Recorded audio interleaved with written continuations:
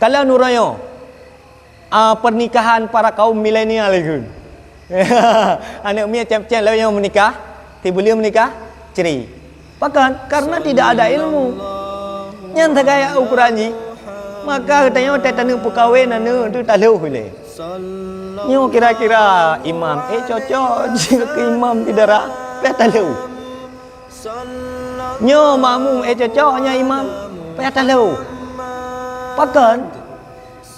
karena uronyo rata-rata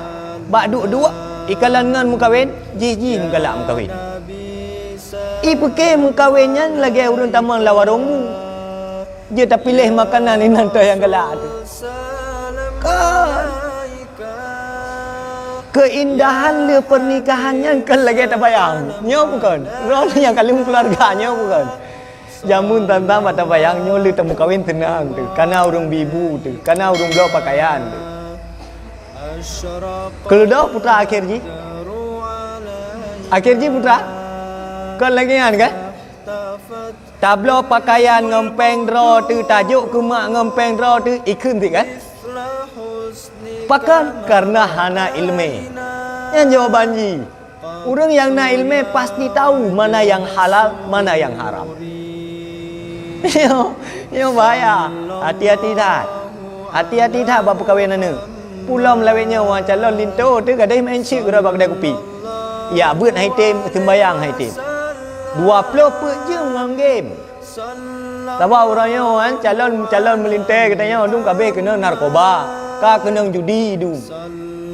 naudzubillah tsumma naudzubillah mana pegala Allah Taala perempuan yang baik untuk lelaki yang baik betul ya nak salah ya urinang yang gad untuk ragam yang gad. Namun oleh Allah Ta'ala geja urinang yang gad kepada ragam yang sedang pegat draw. Dia hana gad tapi tinggal pegat draw buja kurung gad. Dia hana ibadah tapi tinggal kita bujema ibadah. Ya, yang tanda ragam yang kena gad. Baik nak bayang itu ni makaji hanya ke ukuran anak katanya watai ni mukawin bamban hanya ke ukuran sebab yang bamban menikahnya mandung senang tu kem-kem gede upload foto tiurol heboh alihnya baik memayang hati-hati yang mandung marum harus ada ilmu minta ilmu hele ya ma ilmu kana udah elake lu thôi lagi tungku pane tungku ide hidayah tapi gati enggak apa ilung yo tungku nak pegah ju baji jelame long ju mulai ji ya buka putra yang nak harapkan bak calon melintai ni yang kan hana ilmu agama putra nak harap nak harap peng ike matuan tu ike ya tuan tu hidup anu nan tu puah ana lepu kira makan apa enggak bahagia tu ana ni menderita betul ni ike ya tua ni hidup ike keluarga ai caci menyokel ini makaji kita ya ragamnya harus natri ini di saat perumoh tu dipekek lang kalang keluarga tu lang kalangan saudara-saudara dia tak bantah baik tak dukung keluarga tu